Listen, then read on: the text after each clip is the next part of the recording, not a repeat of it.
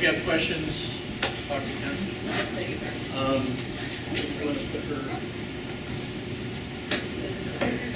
You got the clicker? Or you can drive.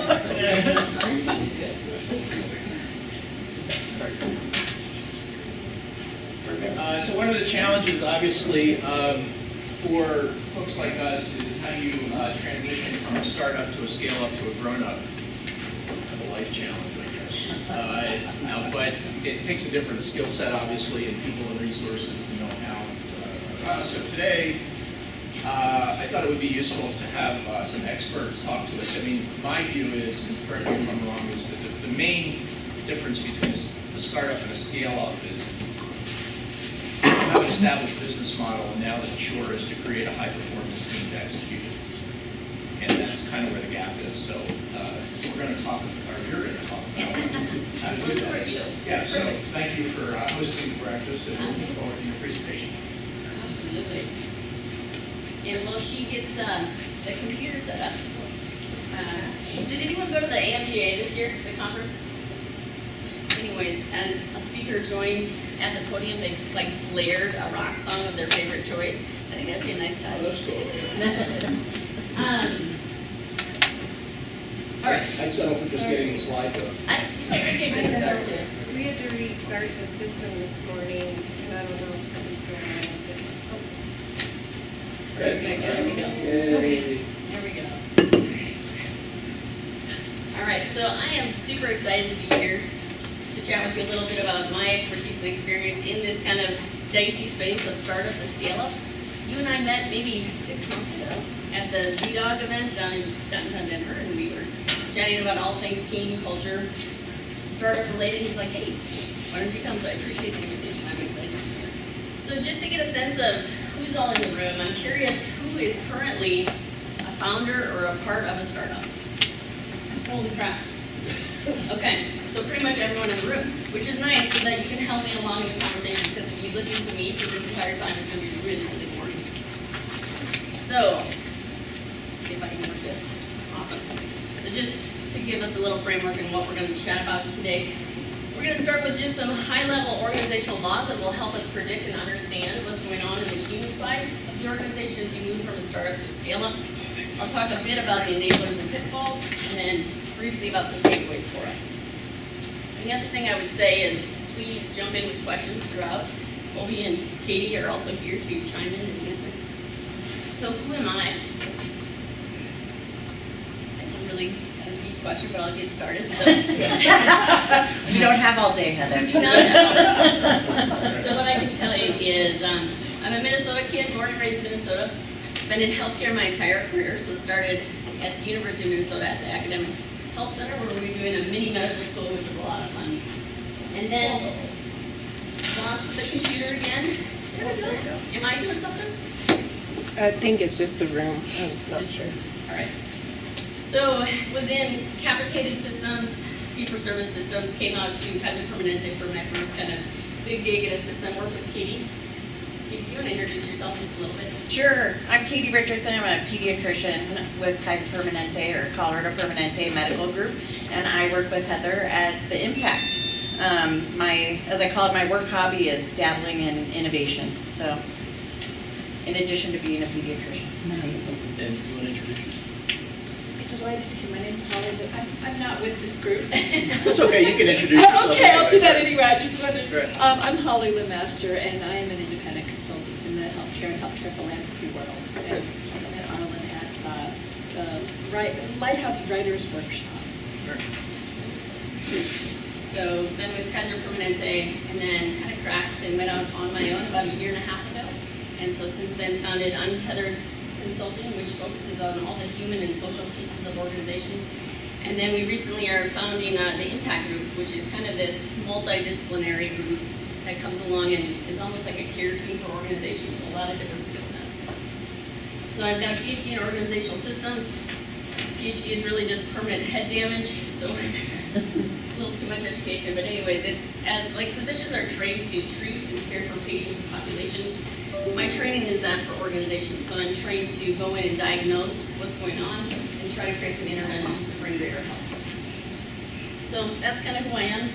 have a passion for organizations, have a passion for healthcare, and really have a passion for helping physician leaders thrive and starting up a lot of these organizations. All right, so we are going to start, like I said, at a level that seems kind of maybe a little lofty, or like organizational physics. Crap, I could have slept another half an hour to miss this piece. But it's actually pretty interesting because there's a lot of overlap between physics and how organizations form. We're all systems, and there's a lot of repeating kind of dynamics that are going on. One thing to mention here is, if you want more information, Lex Sisney, he's the author of a book called Organizational Physics, and does a lot of great work in this area. Has an awesome website with a lot of tutorials that you can get more information. What else here? All right, this is where it gets a little bit more fun. So when I got introduced to this work, they were basically saying, what would I tell you if I had one law that would help you predict the success of an organization going forward? And I was like, okay, one law, that would be awesome. As you go through your PhD program, you probably 300, 400 different laws to be able to consider. So I'm excited to share this one law that might make some sense for you. It's basically this. So success is the sum of integration over entropy. Has anyone seen this before? All right, well, hoping doesn't go. So the idea here is really the law of conservation is any system has a finite amount of energy available to it. And beyond that, it needs to get energy from its environment. And then the law of entropy is any system, and this one's kind of a bummer, is falling apart over time. So for an organization to succeed, it needs to be able to balance this, right? Get more energy gain versus energy drain. And the tricky part here is energy is always going to come in through entropy first. So even if you have a 50-50% or 50-50 divide, you're still not going to be a successful organization. So we're going to look at startups through this framework, but let's just take a system first. All right. We're going to take the system of Heather, my human system. Every day I wake up, is Heather going to be successful? So where are my energy drains? Email. Yes. My coffee habit, the fact that I like vodka tonics, the fact that we're doing 2 startups that probably don't get a lot of sleep, probably a little stress, so a lot of entropy going on in my system. So then I have to think about what are the areas in which I can get energy from my environment. And so what would some of those things be? Human connection. Human connection. Maybe your vodka tonic. Yeah, exactly. I think that could go both ways, right? Exercise. So all of those things, and also new clients, new leads, new presentations, friends, families, animals, all of those things help us get more energy into our system. Checks in the mail. Checks in the mail, that's a really, really good one. How can we get more of those? Exactly. So the key takeaway here is no matter how great your product is, no matter how smart you are, if you don't get a check on entropy, your system's going to fail, right? It's just law of physics. It's a beautiful thing. So we're going to play a little game here. And I always bring chocolate for games because chocolate's more fun. So a lot of you have been or are currently a part of a startup or an organization that's going through a lot of these things. So think about kind of the times when you've gone through a lot of energy drains. What are the things that are draining you in those organizations? Conflict. Who said this? Wait, Chocolate Yeah, actually just might be say good. encrypted, that's fine. So what kind of conflict? Philosophical, Okay. business related, client related, theological. Okay. I mean, if you have a topic, there will be conflict. Peter principle, Yeah, which is being elevated to your level of incompetence. exactly with yourself or even your teammates. Bad bosses. What was that? Bad bosses. Bad bosses, absolutely. What are some other really big points of entropy and bureaucracy in a startup? Or just anything, okay? Cash flow. Cash flow? Back up. Speeds of varying impression of their urgency. Sure. So you're going at a certain speed, but then you're dealing with others and they set the slow down. Absolutely, and we're going to dive into that a little bit more later. Yeah. Making decisions where, like you need the money first, but the money's not there and you have to do it to get the money. Yeah, you get to work for free for a while. Yeah. Yeah, that's fun. Time constraints. I have 4 people I want to send to Vegas, and you try to schedule them, and they're very important. It takes 3 days to schedule a trip to Vegas because they're all busy.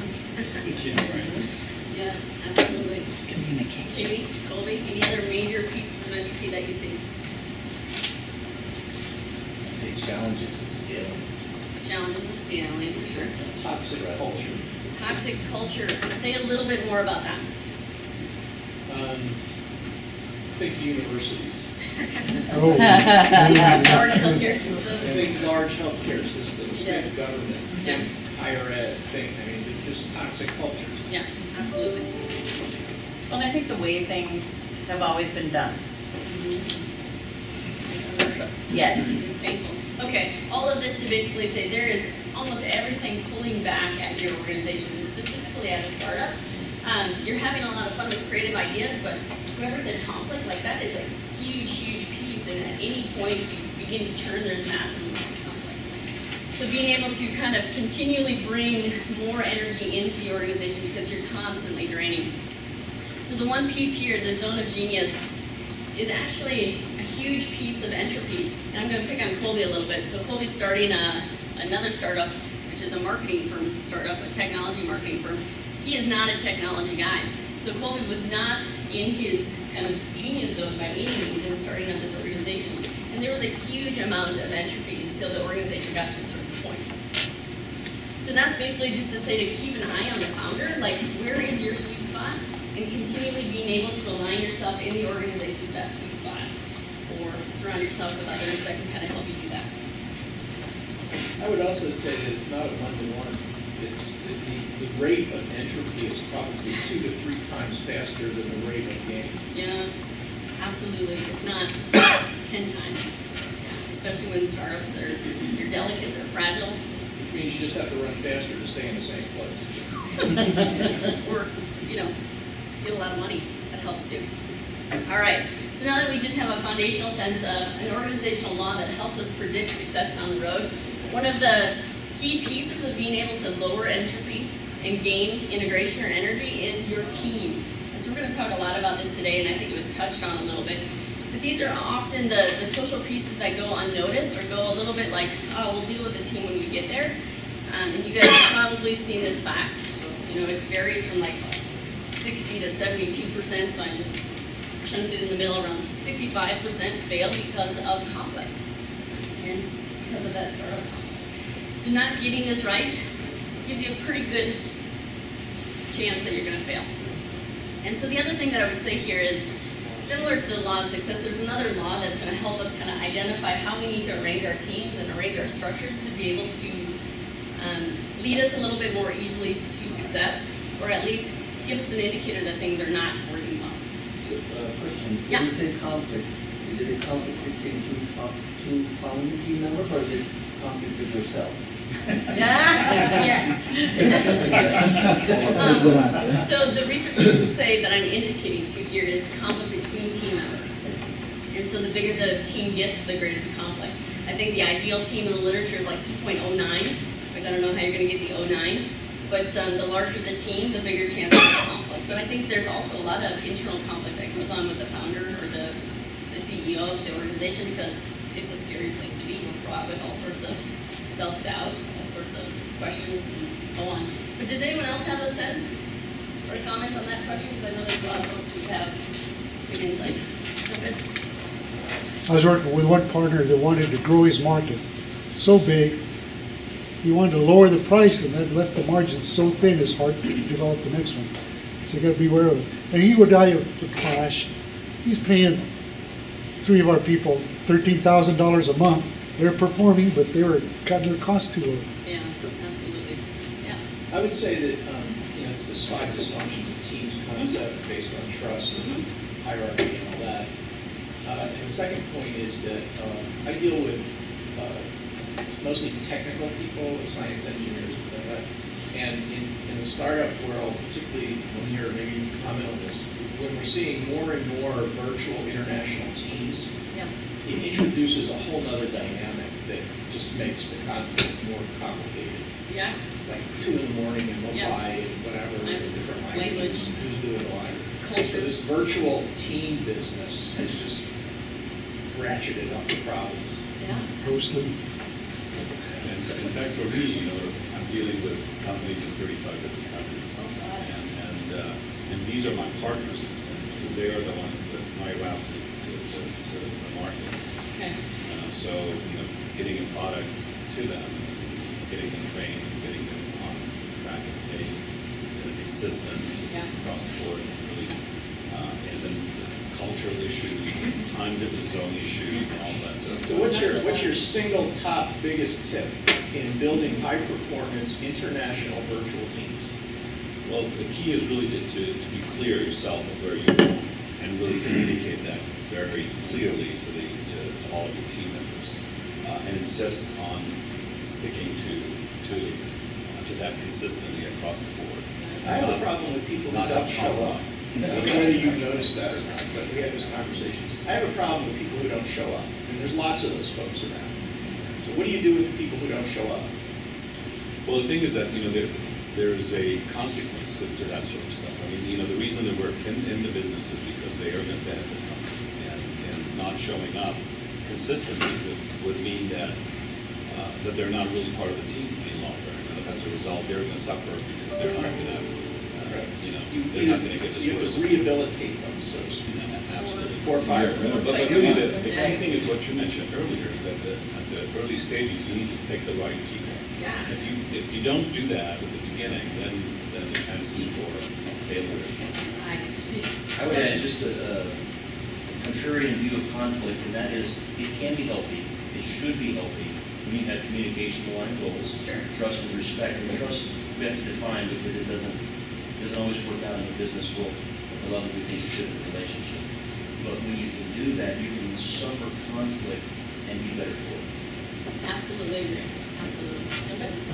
Yeah, if you read Gerber and the E-Myth, you know that there's three distinct people in the startup, and that's the visionary, the entrepreneur, you've got the technician who just wants to get the thing done, and you've got the manager who's trying to keep both from killing each other.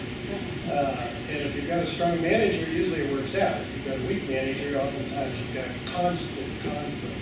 So when the balance comes, that's when it happens. But if you've got each one of those on the team, you have an immediate and automatic conflict.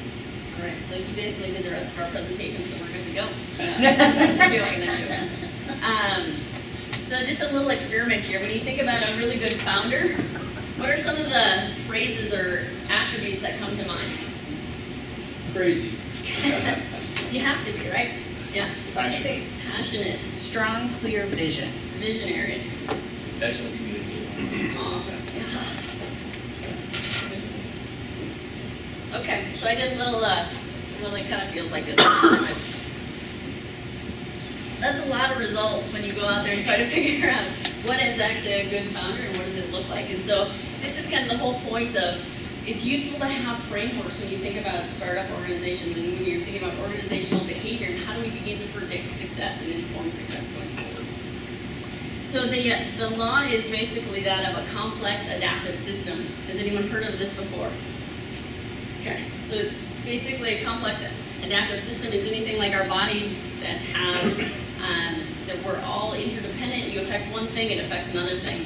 And basically you can do it on a 2x2. It's a focus on the whole and it's a focus on the parts.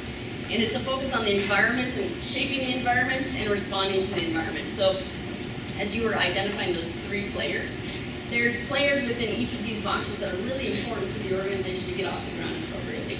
And if you're missing one, it often leads to kind of like leaks, like you're not able to get as much traction as you need. What was that? Lopsided. You're a little lopsided. And so the key in a lot of these powerhouse teams when you're going from start to scale is the application of energy. And so we're going to look at each of these quadrants as it relates to an energy of force that you can apply on an organization. And when you need to apply certain forces that are really important. Yeah, we did that. All right. Let me just, the trick to that piece, and for folks who've been a founder or CEO of a startup, when you begin to play in all of these different boxes, it requires a CEO or a founder to surrender a bit. You often have to let go of control because you may not be the strongest person to lead the organization in the next phase. And that has happened, I think, more often than we like to consider. There's an organization called Book in a Box. If you ever think about writing a book sometime, chat with me afterwards because it's a pretty cool, disruptive model.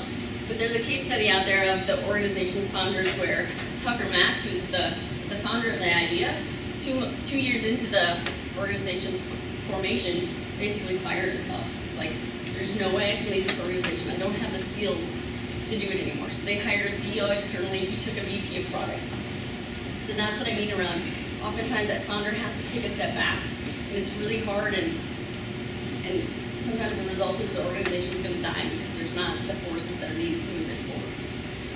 So let's just take a quick peek at what some of these energies are.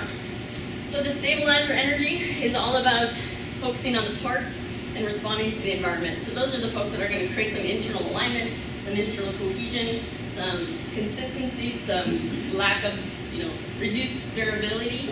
Over here on the producer, it's the person that gets shit done. Kind of, they're always driving to the next thing. Down here is the innovator. So again, shaping the environment, focusing on the whole. That's a very interesting place for a lot of entrepreneurs. And then the unifier is like the culture person, bringing people together, creating that cohesion. So I'd be interested for you guys to consider a little bit, like, where do you fall within this box and how it's served you? And Arlen, I'm going to pick on you a little bit. Like, if you were to say you're starting a startup right now, where do you live? Lower right. You're the innovator. Right. Yeah. And what happens when all the focus goes on to the innovator when you come up to a scale space? You get stopped at the bump. Through experience. And the problem that I live in and work with is how do you, in fact, we have a project now we're doing is in large organizations that are just built to execute a reliable business model and have created a culture to do that. How do you allow innovation to happen in that culture without totally destroying it? And so this business of the now, the next, and the new, that sort of McKinsey 3 planning level thing, it's very, very hard. And basically, you just got to get out of the building. You got to get out of the building. In other words, it's very difficult, both physically and conceptually, for my world, higher ed, government, healthcare, to get their head around how to do this.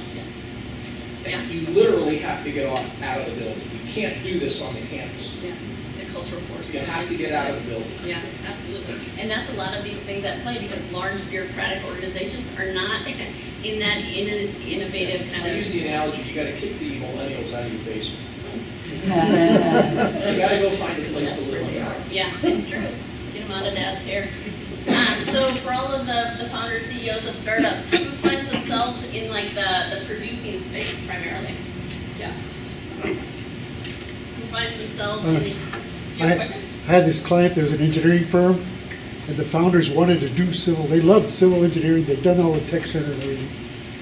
And then they had 15 employees, and I'm going in to help them. I said, you got to quit doing the engineering. You got to manage the people. They got to find the next project. They got to hire and fire and review everybody and all these things. I said, no, we want to do engineering. And they're having a hell of a time until they finally got out of engineering and became managers because they had to be everywhere. It's hard for them to pull out. Yeah. Does anyone as a startup founder find themselves in that unifying space? A little bit. All right. So just as an example, we've got, you're in all of them. We've got a startup of 4 founders. So Katie, where would you say you land? Well, it's interesting because I look at, I'm in the, I would say unifier innovator. So all focused on the whole as opposed to stabilizer. And Colby, where do you land? I'd say probably more of the innovator. Yeah. Space, stabilizer, sometimes. Where does Heather land? Producer. Yes. She's done. Like, that is my Very sweet spot. unified. Yeah. For sure. We've got another team member that's totally into the process piece. And Yes. so the idea of when you're founding, make sure that you can surround yourself with all of these energies. Or at least when you move to a place where you're hiring people, don't hire yourself, which we often tend to do. Don't hire your same typical energy. All right. Arlen, are you coaching startups right now? Yeah. What energies do you see in most entrepreneurs? I see it in what I call the interpreneur, Okay. which means This stuff happens because you're internally motivated to do it, Okay. wherever that comes from. And the hardest chargers that I see make it personal, but they don't take it personally. Okay. And by that I mean, I can't tell you, you just look around the world and you see these hard charging innovators, they have a personal story that is Sure. nagging at their heart, Yeah. that makes them do what they do. Yeah. And they keep it there, but they don't take it personal, because shit happens. Yeah. You know, stuff, it's business, you can't, you know, it's business, don't take it personal. You know, But it is personal. it's personal, right. Yeah. So So oftentimes. you really want to find a person who is really internally motivated. Yeah. Because all the stuff in the world isn't going to motivate people externally. Yeah. You have to be a hard charger inside. Yeah, so I'm gonna bucket those down into the innovator space because they have some kind of creative drive to get things done, and that unifier place is that it's coming from a place of personal mission. Okay, so tricky thing is where do you think the energy lies with a CEO? Considering there's a difference between a founder of a startup and then a CEO who's actually running a small to mid-sized large organization. Producer, Katie would say. And/or stabilizer, all Yeah. all focused up there. All of the above. So that's the really interesting place where versatility becomes really important. As a CEO, you need to be able to play in a lot of four of those boxes, or at least quickly identify, this is not my sweet spot. Please come help me and I will step out of the way. So that is often the trick that we see where organizations are fumbling. And so, yeah. If the entrepreneur has a strong technical bent, I found that it's very, very difficult for him to give up the leadership position and then let somebody run the company. Yeah, I mean, it's just, it's like ripping the person's heart out. So you say, well, you don't really need to lead this company. You just need to be the soul of the company. Let somebody else do the day-to-day. Finally, when they let somebody else do the day-to-day, they said, man, this is a lot more fun. But it's hard to get Then it there. happens, if you got a good one. Yeah, and I think even beyond tech, I mean, I work with a bunch of healthcare startups that any founder who is passionate about this idea has a tremendously hard time letting go of some control to say someone else might be able to jump in. You know, having been a physician founder, and any of the docs in the room know that the most damage a house officer can do is when he or she doesn't know their limitations. And being an intensivist, my partner and I, neither one of us took the title of CEO to begin with because we knew we didn't know how to run a business. I mean, we had the idea, we had the passion, we had the innovation, and I'm sort of left at a loss for, you know, why people, you know, if they truly understand themselves, don't know their limitations and don't understand. And we actually went through 2 CEOs before we went public, and we viewed CEOs as sort of pitons. You know, I mean, when you got X amount of money, you can get person Y, and when you've got, you know, more, then you can get person Z. And we literally fired our first CEO, you know, and stepped up. And you just have to have that broad, I think, view of where you are, where you want to go. So this is such a huge point, and a lot of our practice is working with entrepreneurs to gain self-awareness, because you might be surprised, but it's not it's not a trait that's all that common to really be able to articulate where your limitations are and be able to say, step back. I am not that person. I'm not the salesperson. Always the salesperson. I'm not business development. All of those things, and being able to let someone else do it. I mean, my colleague here just said it's about control. And somebody told us way back when we were doing the Sand Hill Road thing, which is, I'm dating myself here now, that it's much better to have a small piece of something big than a big piece of nothing. And that resonated, you know, really, you know, very well. And so, I mean, yes, I know everybody's not circumspect. I need to bring circumspect. you with some of the physicians that I'm working with so you can help them. Well, I'll with that smack them message. around a little Okay, bit. okay, we Tell got 'em. buddies back here. So it's almost like we're talking about, can you teach an emotional quotient? And that is an interesting Yeah. discussion. And what is your thoughts, Kenny? You can teach skills to it. Socialization and civilization helps us identify it and take notice. But there's a primary wiring in most people, and I think your EQ is more fixed than your IQ. I agree with that, and most doctors, scientists, and engineers, technical people, don't have an entrepreneurial mindset. And they don't, because that's how they get selected to get into that field. You don't get selected because you're creative, you get squashed when you're creative in those things. So Yeah. medical schools are filled with people who memorize a bunch of stuff and do well in standardized tests. Yeah. Not because they're creative. And they don't have an entrepreneur. So we shouldn't be surprised that there aren't very many entrepreneurs. So, and the reality is that if you start a company as a doctor, my observation is that when you are successful at scaling it and you get acquired, you actually, they'll work you out of a job. So just because you're paranoid doesn't mean people aren't after you. The reality is that when you get acquired, you're probably going to get like an equity buyout over, whatever, run out for 3 months or 8 Yeah. months, and then you're gone. Yeah. So the reality is you, in fact, will lose your job. In a good way. Yeah, in a good way. Well, in a good way, you Yeah. cash out, but if you're into the business and you don't see it that, so you take the money, start doing another startup or go to the Bahamas, whatever you're going to do.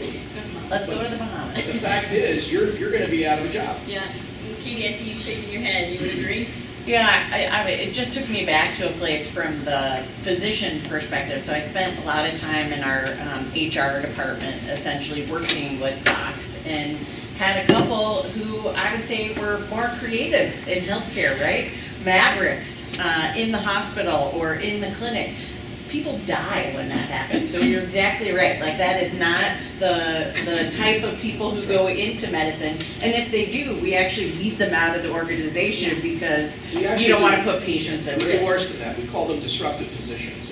And there's a difference Yes. between being an entrepreneurial disruptor Yeah. and a patient disruptor. Yeah. And hospital medical staff offices Yeah. don't get that. Yeah. Absolutely agree. So let's kind of dive into, you guys all know this, that growth stage is where most organizations or more startups die, and this is the area where we do a lot of work with startups and leadership and culture and all those kind of things to get them over the hump. So, any sense of what this percentage might be that fail by premature scaling? Just 90, up to 90. Yeah, 65% failing for the country. Yep. Somewhere in 35, So it's a huge Oh, my range. God. Like, that is a scary statistic for me. That's, startups are just kind of destined to struggle, but I think we can get beyond that. So when the centimeters get, does that mean that they actually grow faster than they can afford? That they go to, like they're growing at a point when they actually should be still kind of getting themselves in order. So whether it's alignment and stabilizing, whether it's getting the product fit correct. And so that captures a lot of different variances beyond what I'm talking about today. So I will kind of go through the telltale signs that we see in each of these areas that are pitfalls. But Arlen, you made a really good point around kind of the intrapreneur as it relates to some of these things. And Katie, I wonder if you wouldn't mind sharing a bit of your experience trying to start kind of an entrepreneurial clinic within a large bureaucratic healthcare system. Like, what are you seeing from a startup to scale up scenario? Sure. So Kaiser Permanente is going to be opening a new clinic out in River North in the Catalyst HTI building. If any of you have heard about all the cool things that are happening in our landscape here in Colorado. And I am one of the physician leaders, essentially, that's leading that project. And as you can imagine, in a very large organization, we have a fabulous project manager, which is good. She is very much the stabilizer in all of this. But you look at all of the moving parts, and some of it is, as we've already talked about, people conflict that have led to difficulties. Do we have the right people on the bus? I'm not even sure probably 6 months into this, we do have all the right people on the bus, and we're gonna be opening in a year, so we're still a little ways out. But how is our communication? And I think this happens more often than not, unfortunately, but we have probably, I think, 8 different tracks that are, working on this project, yet the between track communication is not great, and so the right hand doesn't know what the left hand is doing, and I'll tell you, it's led to certainly a lot of frustration, and I think those are the 2 main things, would be communication and making sure we have all the right people on the bus at the table at key points that we're missing right now and certainly struggling with. Absolutely. And what's your sense of it actually being able to go to scale, considering it is this entrepreneurial thing within a large? Yeah. So I'm an eternal optimist, just at baseline, and so my hope will be that in the end it's going to turn out okay. I think what my vision of, because in addition to this clinic, we have an ambulatory innovation center that's going in. And so my hope of what that will look like, I'm certain it's going to be about tenfold lower than what that looks like, just on the basis, again, of what's the history of the organization, what's the inertia pulling us in a different direction, even though we're going to be in this very entrepreneurial, exciting space. And, like Arlen mentioned earlier, I think my hope would be if we can maybe separate enough from the whole, that's probably how we're going to succeed the most. Is it all being done with people internally at Kaiser? So we are partnering a lot with other catalyst companies, which is awesome, and I'm hoping that that's where we're going to draw the energy to keep fueling this to where I think it could be in the end. I had an experience in 2008 and 9. I cold called the VP of Global Product Development at Stryker, man by the name of Jerry Culp. He told me that he was the incubator for new products, and he was going to take the market from Da Vinci. And as we proceeded, we talked for about 18 months before it started to launch. And I said, well, Jerry, are you going to take this outside the walls? Oh, no. He failed. He didn't. Yeah. It never launched. So, that's going to be your problem. You got too many internal people that are not entrepreneurial, that do not understand. I would agree with you, and I see these partnerships, and we've already had one big meeting with the community members that are going to be in the community. So I'm hopeful that we're going to, continue to leverage that, and like I said, gain energy from that, because that's the only way it's going to succeed. You're right. I think that is a huge point around entropy. So the system that you're a part of has a lot of energy drained because of the bureaucracy and the way things have been done. And so being able to complement that scenario with a different force that is likely going to have to be an outside force to bring more energy. This conversation has to do with inside out versus outside in thinking. And by that I mean, this open innovation thing, design thinking, get in the head of the customer, da-da-da-da-da. And my observation is that you can have too much of one or the other. I mean, this lean startup methodology, value prop design, get out of the office, all that is so externally focused that it gets in the way of keeping the wheels on. You just simply can't. You have to generate money with the existing business model and your core competence while you're sort of pushing the edges a little bit of innovation. Yeah. And you can't just take off the wheels and dedicate all your effort to this innovation. It doesn't work. Yeah. And it has to do with the right timing and the right culture. Yeah. And Kaiser, this is an example of how do you balance inside out and outside in thinking, particularly when you're dealing with non-sick care entrepreneurs who don't understand healthcare. Mm-hmm. They simply don't understand it. Yeah. They add a lot of value to what they do, but they don't have the domain expertise. Yeah. So how do you balance that? So that, and that's my pet peeve with design thinking. It's like you go out, you do all this kumbaya, and you get in, and shopping cart, video exercises and all this, culture. And it for doesn't work. Yeah. It doesn't work in the culture. It doesn't work in the organization. Yeah, absolutely, which is all about the balancing of forces. I go back to that and see people stumble all over that. Colby will remind us, you guys, great idea, it has to make money. Like, you're dead in the water if you don't make money. And we're like, we've got a really great idea. We want to do it. So I've only got like 6 minutes left here, so I will kind of cruise through this. So in this energy space, we talked a lot about this, managing the forces, but some of the things that are telltale signs with the clients that I hear is there's unclear expectations, there's lack of execution, there's lack of accountability. We're chasing after the next idea. So if you're in an organization or hearing some of that feedback, it's likely that you haven't shifted to kind of more of the stabilization space. So I'm working with a client that, I won't name since we are on video, but they are a really exciting organization in healthcare delivery and have been innovative and done a really nice job for the last 2 years in getting kind of a delivery system to the market to be able to grow. They've got a year here to be able to kind of figure out how they need to grow into the next stage. So coming alongside them, these are exactly the things that you hear. They can't get anything done. They can't get any consistency on how they're practicing. There's too much variability. Every area is doing things different.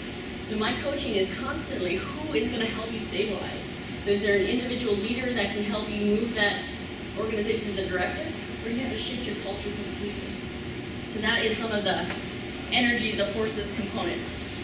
The people, Katie mentioned this a little bit, it's a mishire or you put the hire in the wrong role. And so again, being able to figure out where that genius zone for everyone on the founding team is, and then being able to align them in the ways that they can do their best work. And then the culture piece, which you mentioned a little bit, is a really, really dicey one. So startup culture, what do you think of? You think of guys in their hoodies, riding around on bicycles around Cubeland with the kegerator and all these kind of things. So that's not actually the culture that you need probably to scale. Can you keep some of those things internal? Yeah, but you have to become a little bit more mature in terms of how you work. So the things that we often work with or hear in this space is, I want to standardize and I want to create alignment, but we're an innovative company. That's what we were born on. And so there's that massive conflict. Well, you have to keep some of that innovative zeal alive, but not at the expense of the organization as a whole. And so being able to kind of move through those conversations around an organization is evolving along a path. Culture has to evolve around the path as well. So let me just cruise here. Oh, my little things. All right, so some takeaways in terms of things to just be on the lookout for. So again, going back to entropy, and if you take one thing away, is be a detective of where there's entropy in your system, where there's entropy in your team, and where there's entropy in you as a founder, and being able to kind of take that out as much as possible. And so that takes a very intentional effort to do so. The energy, when you're moving to a scale situation, please just focus a little bit on the stabilizing forces. That's going to be your biggest bang for when you move to that kind of growth stage. And then when you get to that stage, you can always go back to an innovative force or an innovative energy to kind of rebirth new ideas. And then lastly, this is kind of to Arlen's point, as a founder, you need to stay engaged, you need to stay passionate, but you also may need to step back and allow someone else to lead. Because oftentimes what you bring to the table as a startup is not what's going to take you to a scale situation. So I want to leave a couple minutes just for a conversation and questions. So I will leave this up here just for you to take a look at, but these are some of the other areas that we really work on as we look at founders as organizations are moving from startup to scale. And it's all around aligning these things for performance. And again, this is on the social and cultural pieces, but really important as we think about some of those failure rates and the reason for failure. So I'd be interested in thoughts. I'd be interested if anyone has a story around maybe a huge fail that we could all learn a little bit from. Yeah? It's not so much of a failure, but we struggle so much. I'm a technology company, so we struggle so much whether I should invest in innovation or should I just go run and make money. What we actually did is we hired some smart people like you, and they told us that the number one thing is find out what is the industry standard for your run rate. So do you have enough money to run that far, runway, right? So ours was 3 months. So we said the moment we cross 6 months, then we start implementing everything that we got in innovation. The moment we come down, below 6 months, then we stop innovation, don't focus so much around sales. And I can tell you that we're going on innovation. We're actually trying to implement new systems that make our business faster, and we're at 11 months runway right now instead of 3 months. So what it did as a founder in my mind, when I get up in the morning, there is no clinch like, do I have money? Do I have money? That every 2 weeks, we're actually finding out how much money we have. What is the number? I actually have right now the deadline, drop dead date is, I can tell you, November 8th. Everybody in the company know that we're all good till November 8th. So that just keeps running and make innovation happen. When that number comes down, we all run this way. So we kind of have a metric that balances us, never deteriorate on innovation, but don't worry about dying either. So 2 comments. One is that this concept of this, if you haven't read this McKinsey thing about the now, the next, the new, basically it's 3 planning horizons. The now is scale the existing business model. The next is expand the business model to include new products or new markets. Same basic idea, but you're kind of incrementally growing products or markets. So that's the next. The new is you're working to make the existing model obsolete, to replace it. And the numbers that they find of high-performance innovative organizations is 70-20-10. Google, for example, gives 10-20% and go knock yourself out. We'll give you a day off, whatever you want to do. So it's about it varies, but it's about 70-20-10. In sick care, it's 99, maybe 1 and 0. Because if you talk to any CIO, it's all about how do we get everybody onto Epic. It's not about let's create a new Epic.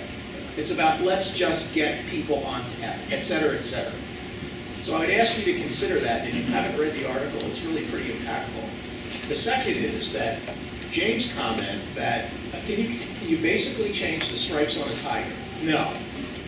What that means to me is we are all so hardwired that we have a set personality. I don't know how that works, but it does. And the ENTJs and all that business. So we just are what we are. However, I do believe we can change a mindset. So we have an existing personality with a mindset that I believe is informed. It's not easy. And when's the last time you tried to change somebody's behavior? But I do believe you can change a mindset. But to get someone in a technical domain to a person of influence, to an engager, aligner, leader, to a leaderpreneur is extremely difficult. And if you try to do that, you're just, you can either make or buy. I think you're better off buying.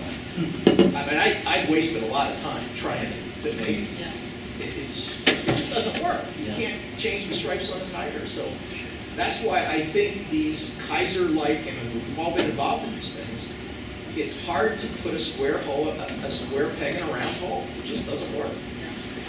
So, It's going to be resented by the key people at the top also. James? Yeah, so you're now next to new and for a failure. I was at a company in a leadership position. I won't mention the name of the company, but the first word was Edwards and the last was Life Sciences. We had a valve business that was really good. And we wanted to get from the now to the next into the new. And the percutaneous heart valve was the theory. And we invested in stents. Wanted to be in coronary stents, realized that ship had come and gone. Went to peripheral stents. Peripheral stents, sort of the Wild West back then in 2003, 2004. Where we failed was we hired sales reps who had relationships with cardiologists that sold coronary stents, which is a very different business than selling peripheral stents. Yeah. All of those reps failed. Yeah. We damaged their careers. We hired them and then we fired them for lack of success because we didn't understand in the stent world the difference in risk and de-risking the issue around coronary versus peripheral. We rehired entrepreneurial reps who were looking to help cardiologists find solutions, not de-risk their coronary stent. And that led us to the acquisition because you can't innovate when you're big, you buy innovation. Yeah. We bought the business from Marty Leon, TCT, which became the precursor to percutaneous valve, which now is what has changed the business at Edwards many times over financially. And it was fraught with peril, and we had 10 years of mistakes. And so the idea that you should succeed quickly is aligned to luck and providence, not to just business framework. And people quit because they don't find success quickly, and sometimes shame on them. Yeah, it takes a lot. That's a perfect example. I appreciate the story. This is a Yep. great presentation. Thank you again for.